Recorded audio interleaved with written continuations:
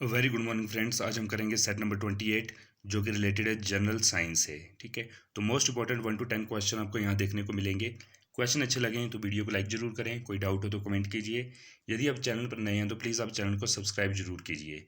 इस चैनल पर आपको मिलेगा complete Himachal Pradesh 360 degree GK plus all India competitive exams के लिए स्टैटिक जीके, जैसे कि ancient Indian history, medieval Indian history, polity, art and culture, world geography, physical geography और जनरल साइंस।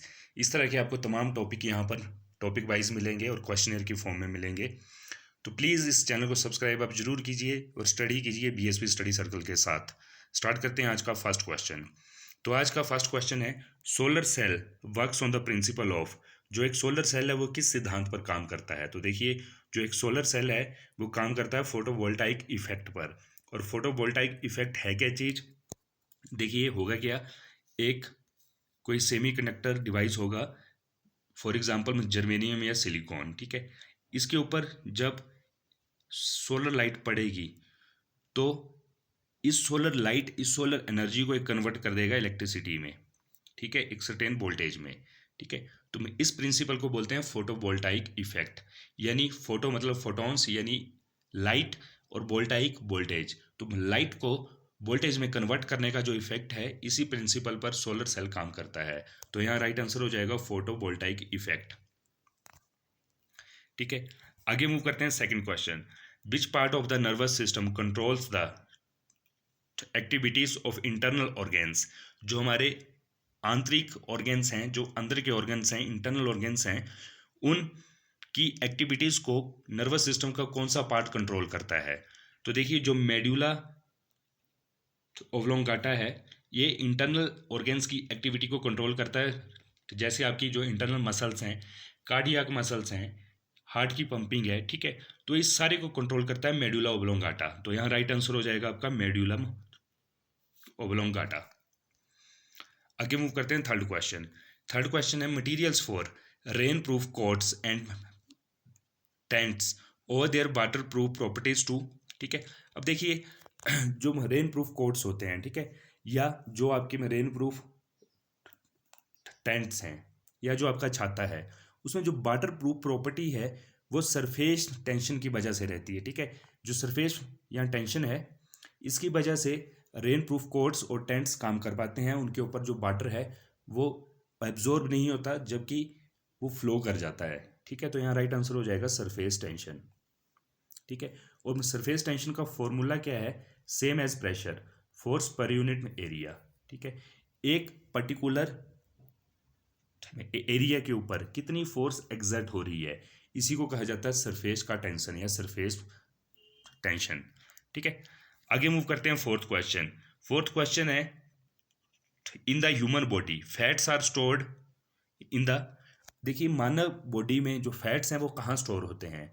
तो एडिपोज टिश्यू, इसमें जो आपका एडिपोज टिश्यू है, इसको फैट्स स्टोर हाउस कहा जाता है। यहाँ पर फैट्स आपके स्टोर होते हैं। तो राइट आंसर हो जाएगा ऑप्शन नंबर बी। आगे मूव करते हैं फिफ्थ क्वेश्चन। फिफ्थ क्वेश्चन है, an element that does not occur in nature what can be produce artificially. Most important question, एक कोई ऐसा एलिमेंट जो कि प्राकृतिक रूप से अकर नहीं करता है बट उसको आर्टिफिशियली प्रोड्यूस किया जाता है। तो राइट आंसर है इसका प्लूटोनियम। ठीक है, तो यहाँ राइट आंसर हो जाएगा आपका प्लूटोनियम। बाकी में थोरियम, रेडियम और यूरेनियम ये नेचुरली अकर करते हैं। ठीक है, और बाय सर्टेन मेटलर्जिकल प्रोसेसेस हम इनको एक्सट्रैक्ट हम कर सकते हैं। बट जो प्लूटोनियम है ये नेचुरली अकर नहीं करता, इसको आर्टिफिशियली सिंथेसाइज किया जाता है लेबोरेटरीज में। तो यहाँ राइट आंसर हो जाएगा आपका प्लूटोनियम। आगे मूव करते हैं, most important, the greenhouse effect is produced due to the presence of excess amount of. Right answer है मीथेन। जब मीथेन की प्रेजेंस ज़्यादा हो जाती है एटमॉस्फेयर में तो ग्रीन हाउस इफेक्ट आकर करता है। ठीक है, अब है क्या ग्रीन हाउस इफेक्ट? ठीक है, तो देखिए देखिए पहले में ग्रीन हाउस इफेक्ट है क्या। जो अर्थ है हमारी, ठीक है, इसको मान लेते हैं हम अर्थ। ठीक है, अब होगा क्या, जैसे जैसे हम जो हमारे फ्यूल्स हैं, वायु पोल्यूशन है, उसको हम इंक्रीज करते हैं तो एक पतली सी लेयर बन जाती है ऊपर कार्बन डाइऑक्साइड की, ठीक है। अब जो सन रेज हैं वो अर्थ में आ तो जाएंगी, बट वो जिग जैग करती रहेंगी अर्थ के सरफेस के बाहर, जो ऊपर एक CO2 की लेयर या मीथेन की लेयर बनी है उसको वो क्रॉस नहीं कर पाएगी, और जिसकी वजह से सिस्टम अर्थ का हीटअप हो जाएगा। इसी को कहते हैं ग्रीन हाउस इफेक्ट। लेकिन greenhouse effect is produced due to the presence of methane. जो प्राइमरी गैस है ग्रीन हाउस इफेक्ट की वो है मीथेन। हालांकि कार्बन डाइऑक्साइड भी है, बट अगर आपसे प्राइमरी या मेन गैस पूछी जाए ग्रीन हाउस की तो वो है मीथेन, ठीक है। और बाकी मैंने आपको प्रोसेस बता दी है किस तरह से ग्रीन हाउस इफेक्ट अकर करता है क्या। आगे मूव करते हैं 7th question, which of the following is biodegradable. तो बायोडिग्रेडेबल है कौन सी एक ऐसी चीज है इनमें से जो कि बायोडिग्रेडेबल है, मतलब खुद ब खुद बायोलॉजिकल प्रोसेसेस से वो डिग्रेड हो जाती है, नष्ट हो जाती है, खत्म हो जाती है। तो राइट आंसर है आपका पेपर। जबकि DDT, एल्युमिनियम और जो प्ला है ये नॉन बायोडिग्रेडेबल है। यदि इनको आपने कहीं वेस्टेज के रूप में फेंक दिया तो ये हजारों लाखों साल तक वैसे ही रहेंगे और पोल्यूट एनवायरनमेंट को करते रहेंगे, ठीक है। वेयरएज जो पेपर है, ठीक है, स्टार्च और सेलुलोज की वजह से काफ़ी ज़्यादा बायोडिग्रेडेबल है, 1 या 2 या 3 दिन में ख़त्म हो जाता है कंप्लीटली। आगे मूव करते हैं 8वां question, acid rain is caused due to the pollution of atmosphere by. देखिए जो एसिड रेन है, ठीक है, वो क्यों अकर करती है, क्योंकि जो ऑक्साइड्स ऑफ नाइट्रोजन एंड जो सल्फर हैं वो एटमॉस्फेयर में ज़्यादा हो जाते हैं, ठीक है। तो जब भी ऑक्साइड्स ऑफ नाइट्रोजन या सल्फर एनवायरनमेंट में ज़्यादा हो जाते हैं अपनी एक प्रपोर्शन से, तो जो भी नेक्स्ट रेन होगी वो एसिड रेन की फॉर्म में पानी के साथ मिलके आपके एनवायरनमेंट को, आपके मोनूमेंट्स को खराब करते हैं, ठीक है।